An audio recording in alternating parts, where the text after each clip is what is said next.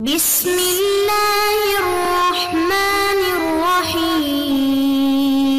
اعوذ باللہ من الشیطان الرجیم بسم اللہ الرحمن الرحیم ربنا لا تزغ قلوبنا بعد اذ ہدیتنا وہب لنا من لدنک رحمہ انک انت الوہاب۔ عزیز طلبہ السلام علیکم ورحمۃ اللہ وبرکاتہ، امید ہے آپ سب خیریت سے ہوں گے۔ اصول الکافی سبق نمبر 38 میں کتاب العقل والجہل کا حصہ 7 بیان ہوگا۔ سب سے پہلے خلاصہ جات کو دیکھ لیتے ہیں۔ گزشتہ سبق میں کتاب العقل والجہل کا حصہ 2 بیان ہوا تھا، اور اس درس میں حدیث میں عقل کے متعلق جو تعبیریں پیش ہوئی ہیں ان کی وضاحت کی جائے گی۔ عقل کے معیار تکلیف ہونے کو ذکر کیا جائے گا اور شارحین کے نظریات بھی ذکر ہوں گے۔ یہ وہ پہلی حدیث ہے جس کے متعلق گفتگو جاری ہے، یہ اس کی سند ہے، اس کے متعلق مفصل بحث ہو چکی ہے اور اس متن کا ترجمہ ہو چکا ہے، لیکن اس میں جو عقل کے متعلق تعبیریں آئی ہیں ان کے متعلق ہم گفتگو کرنا چاہتے ہیں۔ مثال کے طور پر استنطقہ،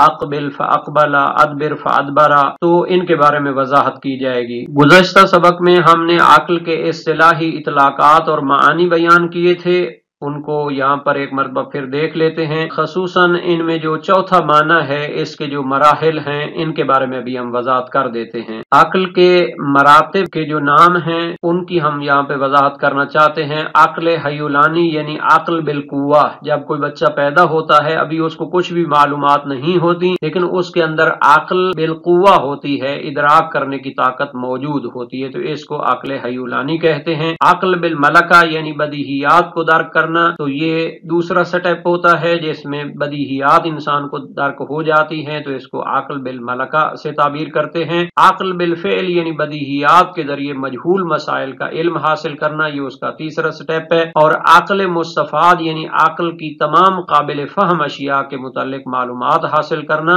اس کا مصدر ہے توضیح البدایہ شرح بدایت الحکمہ علامہ طباطبائی۔ سابقہ جس مطلب کو ہم نے بیان کیا ہے علامہ ابو الحسن شعرانی کا، اس کے متعلق نظریہ دیکھ لیتے ہیں۔ کتاب الوافی کے حاشیہ میں انہوں نے بیان دیا ہے۔ علامہ فیض کاشانی نے فرمایا تھا ذا عقل حیولانی، تو وہ فرماتے ہیں العقل الحیولانی هو القوۃ القابلۃ للصور العلمیہ، تو یہ قوت قابلہ ہے، صور علمی کو استعداد رکھتی ہے حاصل کرنے کی، لیکن ابھی تک اس کو حاصل نہیں ہوئی ہوتی۔ والعقل بالملکہ هو ادراک البدیہیات، یہ دوسرا سٹیپ ہوتا ہے۔ والعقل بالفعل هو القوۃ المنطقیۃ الکاسبۃ للعلوم النظریۃ بواسطۃ النظر والاستدلال، یعنی بدیہیات کے واسطے سے اور نظر و استدلال کے واسطے سے جو علوم نظری حاصل ہوتے ہیں، تو اس کو عقل بالفعل کہتے ہیں۔ وَهَذَا يُسَمَّى عَقْلًا مُسْتَفَادًا إِنْ كَانَ كَامِلًا، کہ اگر یہ کمال کو پہنچ جائے تو پھر یہ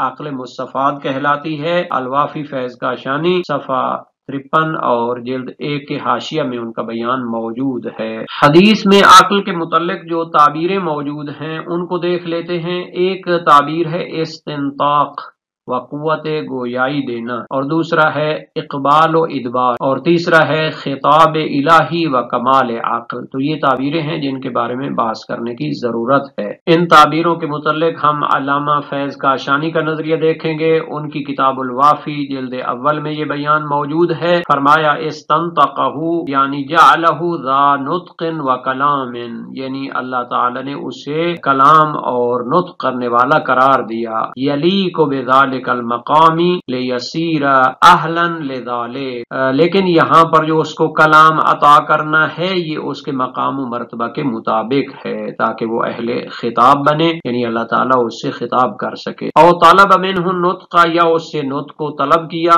تو یہ جو اس میں ہے کہ اس کے مقام و مرتبے کے مطابق اس کو عطا کی گئی ہے نطق و کلام، تو یہ نہایت ہی اہم ہے، یعنی کوئی خاص زبان یا کوئی خاص علاقے کے طریقے کے مطابق نہیں ہے، بلکہ یہ اس کے مقام و مرتبے کے مطابق ہے۔ اقبل، تو اس حدیث میں جو اقبال و ادبار آگے آنا یا پیچھے جانا کا معنی ہے، اس کے متعلق 2 قسم کی احتمال پائے جاتے ہیں۔ ایک یہ ہے کہ اگر ہم عقل سے مراد روح پیغمبر صلی اللہ علیہ وآلہ وسلم لیں تو اقبال کا معنی ہوگا کہ اکتسابہ الکمالات و ترقیاتہ فی الدرجات الی ان یصل الی اللہ، یعنی کہ وہ کمالات کو حاصل کرے، خدا کی عنایت اس کو پانے کے لیے آمادہ ہو، اس کو عقل مکتسب سے بھی تعبیر کرتے ہیں، اور اس صورت میں ادبار کا معنی ہوگا کہ وہ اللہ کی بارگاہ سے تمام کمالات حاصل کرنے کے بعد رجوعہ الی الخلق یعنی مخلوقات کی طرف رجوع کرنا، لتکمیل من یقبل التکمیل تاکہ ان کو مکمل کرے جو تکمیل کو قبول کرتے ہیں، جن لوگوں میں تکمیل کی استعداد اور قابلیت موجود ہے ان کو تکمیل تک پہنچائے۔ اور اگر اس سے مراد مخلوق اول ہو، عقل سے مراد مخلوق اول ہو، تو اس کے اقبال سے مراد یہ ہے کہ وہ دنیا کی طرف جائے، یعنی اقبل الی الدنیا واہبط الی الارض، یعنی تو زمین کی طرف جا، لوگوں کے لیے رحمت بن جا۔ اور بہرحال اسے اقبال اور ادبار سے جو تعبیر کیا جاتا ہے یہ اللہ کی نسبت سے تو برابر ہے، چونکہ اللہ تعالیٰ تمام چیزوں پر محیط ہے، تو اس کی بارگاہ میں جو اقبال و ادبار ہے اس کی نسبت سے کوئی فرق نہیں کرتا، یہ مخلوقات کی نسبت سے ہے۔ علامہ فیض کاشانی کا نظریہ جاری ہے اور ان کی عبارت کو ہم دیکھ لیتے ہیں، تو انہوں نے فرمایا دوسرے معنی کی بنیاد پر فَأَقْبَلَ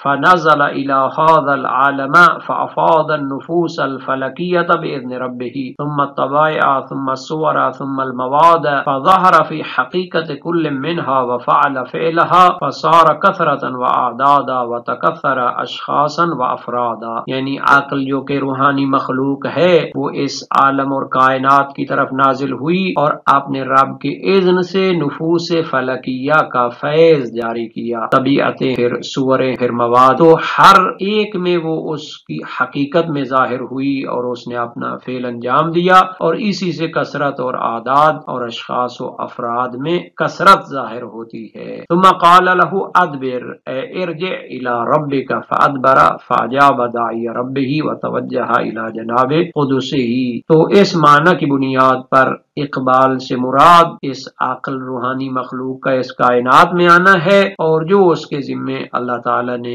چیزیں لگائی ہیں ان کا فیضان جاری کرنا ہے، اور ادبار سے مراد اس کے مقابلے میں اس کا اپنے رب کی بارگاہ کی طرف لبیک کہنا ہے اور ادھر متوجہ ہونا ہے۔ بیان صار جسما مصورا من ماء عذب وارض طیبہ ثم نبت نباتا حسنا ثم صار حیوانا ذا عقل حیولانی ثم صار عقلا بالملكة ثم عقلا مستفادا ثم عقلا بالفعل ثم فارق الدنيا ولحق بالرفيق الأعلى وكذلك فعل كل من تبعه وشيعه من الأرواح، یعنی یہ جو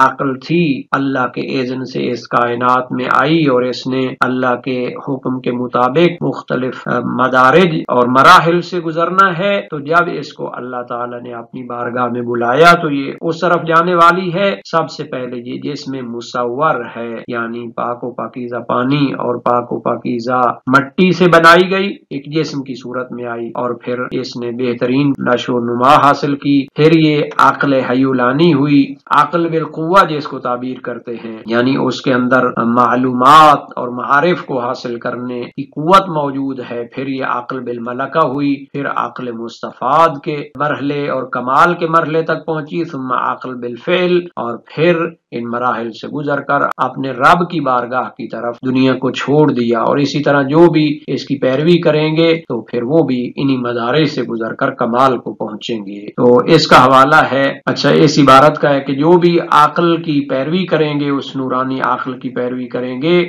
تو وہ بھی انہی مراحل سے گزر کر کمال کو پہنچیں گے اور اپنے رب کی بارگاہ کی طرف رجوع کریں گے۔ اور یہ الوافی فیض کاشانی کی جلد 1 صفحہ 53 یہ عربی کی ہے، اور اس کا اردو ترجمہ بھی شائع ہو چکا ہے، صفحہ 129 سے لے کر صفحہ 132 تک یہ مطلب موجود ہے، اور یہ لاہور سے شائع ہوئی ہے مکتبہ احیاء الحدیث الامامیہ سے۔ علامہ فیض کاشانی کے نظریے کا انہوں نے خود ایک خلاصہ پیش کیا ہے، اس کو دیکھ لیتے ہیں۔ فرمایا پس عقل کا اقبال یعنی آگے آنا عبارت ہے عن توجہ ہی الی ھذا العالم الجسمانی و القائہ علیہ من شعاع نورہ، یعنی کہ عقل کا اس عالم عالم جسمانی کی طرف متوجہ ہونا اور اس کا اپنی شعاع نور کو اس پر پیش کرنا، وَإِظْهَارِهِ الْأَعْيَانَ فِيهِ وَإِفَاضَتِهِ الشُّعُورَ وَالْإِدْرَاكَ وَالْعِلْمَ وَالنُّطْقَ عَلَى كُلٍّ مِّنْهَا بِقَدْرِ اسْتِعْدَادِهِ لَهُ وَقُبُولِهِ مِنْهُ، یعنی اس کے ذریعے اعیان کا اظہار ہوتا ہے اور شعور و ادراک اور علم و آگاہی جو کچھ اس کائنات میں موجود ہے یہ اس کے فیض میں سے شمار ہوتا ہے، اور ہر ایک کو اتنا ملتا ہے جتنا اس میں استعداد اور قابلیت ہوتی ہے، من غیر ان یفارق معدنہ ویخلی مرتبتہ ومقامہ فی القرب، لیکن اس کا یہ معنی نہیں ہے کہ عقل اپنے معدن اور اپنے مرتبہ اور مقام جو اس کو قرب الہی حاصل ہے اس سے جدا ہو، بل یرشح بفضل وجودہ الفائض من اللہ علی وجود ما دونہ، بلکہ یہ اللہ کے وجود سے جو کچھ حاصل کرتی ہے اس کو آگے پہنچاتی ہے۔ اور ادبار یعنی پیچھے جانے سے مراد کیا ہے؟ عبارہ عن رجوعہ الی جناب الحق وعروجہ الی عالم القدس باستکمالہ لذاتہ بالعبودیت الذاتیہ شیئا فشیئا من ارض المادۃ الی سماء العقل، اور اس کے واپس جانے سے مراد یہ ہے کہ یہ حق یعنی پروردگار کی طرف لوٹتی ہے اور عالم قدس کی طرف پرواز کرتی ہے، اور اس دنیا میں جو کچھ عبادت اور بندگی انجام دیتی ہے اس کے ذریعے پھر وہ سلسلہ بسلسلہ عرض مادہ سے سماع عقل کی طرف پلٹتی ہے حتیٰ کہ خدا کی بارگاہ میں پہنچے، وَيَسْتَقِرَّ إِلَى مَقَامِ الْأَمْنِ وَالرَّاحَةِ وَيَبْعَثْ إِلَى الْمَقَامِ الْمَحْمُودِ الَّذِي يَغْبِطُهُ بِهِ الْأَوَّلُونَ وَالْآخِرُونَ، اور مقام محمود پر پہنچ جاتی ہے جس پر اولین و آخرین غبطہ کرتے ہیں، رش کرتے ہیں۔ فَإِقْبَالُهُ فِي جَمِيعِ الْمَرَاتِبِ ایجابی تکوینی، پس اس کا آگے جانا عالم جسمانی کی طرف آنا تمام مراتب میں ایجابی تکوینی ہے، لا يحتمل العصیان، اس میں عصیان کی کوئی گنجائش نہیں ہے، وَأَمْرِ دَفْعی ہے، لا يدخل تحت الزمان، اور دفعتاً اس کو یہ مقام حاصل ہوتا ہے اس میں زمانے کا دخل نہیں ہے، وَلَا يَتَطَرَّقْ إِلَى السَّابِقِ عِنْدَ وُجُودِ اللاحق بطلان ولا نقصان، اور اس میں چونکہ زمانے کا دخل نہیں ہے تو پھر اس میں بطلان اور نقصان، کمی اور ہلاکت بھی نہیں پائی جاتی۔ وَإِدْبَارُهُ فِي الْأَوَاخِرِ تکلیفی تشریعی، لیکن اس کا جب بارگاہ الہی کی طرف پلٹنا ہے تو یہ تکلیفی اور تشریعی ہے، یعنی سلسلہ بسلسلہ ہے، وَكُلُّهُ خَلْقی وَتَدْرِیجی مُقَیَّدٌ بِالزَّمَانِ يَبْطُلُ السَّابِقِ عِنْدَ حُدُوثِ اللاحق شخصا و جسما لا حقیقتا و روحا، یہ تشریعی سلسلہ ہے اور تدریجی ہے، زمانے کے ساتھ مقید ہے، ایک کے بعد ایک یہ پیدا ہوتے ہیں۔ کل مرتبہ منہما عین نظیرتہ من الآخر حقیقتا و غیرہ شخصا، اور ایک لحاظ سے یہ ایک دوسرے کا عین ہوتے ہیں، ایک ہی ہوتے ہیں، لیکن دوسرے لحاظ سے یہ جدا بھی ہوتے ہیں، تو یہ اس کا حوالہ ہے۔ اس عبارت میں علامہ فیض کاشانی نے اس کے لیے ایک مثال پیش کی ہے، ایک نظیر پیش کی ہے، یہ اس کو انہی کی عبارت میں دیکھا جا سکتا ہے۔ جناب علامہ فیض کاشانی نے اس کے لیے امام امیر المومنین کی طرف منسوب کچھ اشعار سے مدد دی ہے۔ رأیت العقل عقلین فمطبوع و مسموع ولا ينفع مسموع اذا لم يكن مطبوع كما لا ينفع الشمس وضوء العين ممنوع، کہ عقل کی دو قسمیں ہیں، مطبوع اور مسموع۔ مسموع عقل فائدہ نہیں دیتی جب عقل فطری موجود نہ ہو، جس طرح کہ سورج فائدہ نہیں دیتا اگر آنکھ کی روشنی موجود نہ ہو، قابلیت موجود نہ ہو تو اس کا کوئی فائدہ نہیں ہوتا۔ بس دونوں عقلوں کے درجات اور مراتب ہیں، کامل و اکمل، ناقص و انقاص۔ یہاں تک اس تعبیر کا تعلق ہے ایاک آمر، تو یہ حقیقت میں بھی ہو سکتا ہے یا اس کے واسطے سے بھی ہو سکتا ہے۔ اذ العقل هو المکلف او هو ملاک التکلیف، یا تو یہ خود مکلف ہے، اس کو خطاب کیا جاتا ہے شریعت کے اوامر و نواہی کا، یا پھر یہ شریعت کے احکام کا معیار اور ملاک ہے۔ اگر عقل کسی میں ہوگی تو اس کو خطاب کیا جائے گا۔ ایاک اعاقب یعنی عند انغمارک فی التعلقات الجسمانیہ و استغراقک فی الشہوات الدنیاویہ، جب تو تعلقات جسمانی میں غرق ہو جائے اور شہوات دنیاوی میں غرق ہو جائے تو پھر اس وقت تجھے عقاب ہوگا۔ وَإِلَّا فَالْجَوْهَرُ الْعَقْلِ مِنْ جِهَةِ ذَاتِهِ بِذَاتِهِ سَعِيدٌ فِي الدُّنْيَا وَالْآخِرَةِ، اگر جوہر عقلی جسمانی اور شہوانی چیزوں سے پاک رہے تو پھر وہ تو سعید ہے دنیا اور آخرت میں۔ لا ذنب له ولا معصیت، اس کا تو کوئی گناہ وغیرہ نہیں ہوتا۔ انما یعتریہ شیء من ذلک لعدل صحبت البدن ومخالطۃ الوہم والخیال والنزول فی منزل الاراذل، یہ اس میں سیان وغیرہ تب آتا ہے کہ جب وہ بدن کے ساتھ ملتی ہے اور وہم و خیال اور اراذل گھٹیا منزل تک پہنچ جاتی ہے۔ تو یہ ایک نہایت اہم عبارت ہے، اس کے ساتھ ہم یہاں پر ایک شعر کو پیش کیے دیتے ہیں، نہایت ہی اہم ہے، جناب رومی نے جو اپنی مثنوی میں ذکر کیا ہے، اور ہم اس کو نوائے رومی سے پیش کریں گے جو نیشنل بک فاؤنڈیشن اسلام آباد سے چھپی ہوئی ہے، صفحہ اس کا 62 ہے۔ فرمایا بحر بے پایاں بود عقل بشر، بحر را غواص باید اے پسر، صورت ما اندرین بحر عذاب، می دود چوکا سہا بر روی آب، تا نشد پر بر سر دریا استش، چونکہ پر شد دشت در روی غرق گشت، عقل پنہاست و ظاہر عالمی، صورت ما موج یا ازوئی نمی۔ تو انہوں نے شعری اس کا ترجمہ کیا ہے، اس کو بھی ہم پڑھ لیتے ہیں۔ عقل انسان جیسے بحر بے کراں، اس میں جو ڈوبا ہوا وہ کامراں، اس سمندر میں ہمارے جسم و جاں، جیسے سطح آب پر پیالے رواں، جب تلک خالی ہیں تیریں گے مگر، پر ہوئے تو ڈوب کر رش کے گوہر، عقل پوشیدہ ہے اور دنیا عیاں، ہم ہیں جیسے بحر کی موج دواں، جو نظر آیا اسی کے ہو گئے، اپنے محور سے ہٹے اور کھو گئے۔ ہم نے سابقہ مطالب کو علامہ فیض کاشانی کی عبارت سے پیش کیا اور ان کے مطالب کو بے قدر امکان وضاحت کی ہے۔ یہ مطالب بڑے علماء نے ذکر کیے ہیں، علامہ ملا صدرہ شیرازی نے اپنی شرح اصول کافی میں اس کو پیش کیا ہے۔ اب وقت میں گنجائش نہیں ہوگی ہم اس کو بیان کر سکیں، فقط ان کی عبارت کو ہم نے ذکر کیا ہے۔ استنطاق کے بارے میں علامہ فیض کاشانی ملا صدرہ کے داماد بھی تھے اور بہت بڑے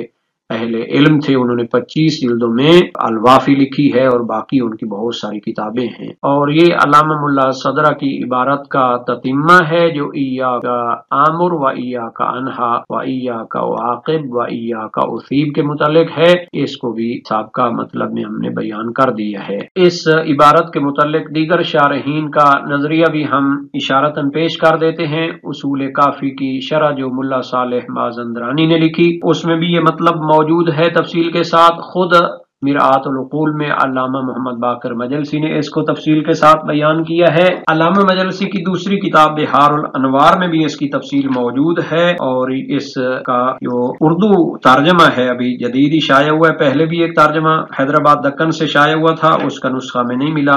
لیکن یہ جو جدید ہے یہ لاہور سے شائع ہوا ہے، اور اس میں صفحہ 186 تک یہ مطلب تفصیل کے ساتھ بیان کیا گیا ہے، صفحہ 175 سے لے کر اس کو بھی دیکھا جا سکتا ہے۔ ایک کتاب جس کی طرف ہم یہاں پر اشارہ کرنا چاہتے ہیں، معجم احادیث معتبرہ، عربی زبان میں ہے، علامہ محمد عاصم موسنی کی، اور اس کا اردو ترجمہ سید باقر شیرازی مرکز آثار اسلامی سے یہ شائع ہوئی ہے، جلد اول 2022 میں شائع ہوئی، اور اس میں صفحہ 68 اور 69 میں اس کو بیان کیا گیا ہے۔ اسی طرح جس کو ہم چاہتے تھے لیکن ابھی ہم حوالے کی حد تک بیان کریں گے، اسفار اربع ملا صدرہ، جس کا 100-150 سال پرانا اردو ترجمہ موجود ہے، حیدرآباد دکن سے چھپا تھا، اور ابھی جدید اس کا حق پبلیکیشن لاہور سے ترجمہ چھپا ہے، سید مناظر احسن گیلانی نے یہ ترجمہ کیا تھا، اور اس میں باب ہشتم عقل اور معقول کے بارے میں ہے، صفحہ 755 سے آگے 100 صفحے تک تقریباً اس کی تفصیل موجود ہے۔ اردو زبان کے مصادر ہم نے گنوا دیے ہیں تاکہ جو لوگ ان کو مراجعہ کرنا چاہتے ہیں وہ مراجعہ کر سکتے ہیں، اور یہ مطلب تعلیقہ علی کتاب الکافی میر داماد کا عربی زبان میں چھپا ہوا ہے، اس میں بھی موجود ہے، اور روضۃ المتقین علامہ مجلسی اول جلد 12 صفحہ 19 میں یہ مطلب موجود ہے، بلکہ اس میں جلد 12 صفحہ 235 میں یہ مطلب موجود ہے۔ آج کے سبق کا خلاصہ یہ ہو گیا کہ اس حدیث میں جو عقل کے متعلق تعبیریں موجود ہیں ان کا معنی ہم نے شارحین کی نظر سے پیش کیا ہے اور عقل کے معیار تکلیف ہونے کو بھی بیان کیا ہے۔ اس کا ظاہری معنی کوئی مراد نہ لے،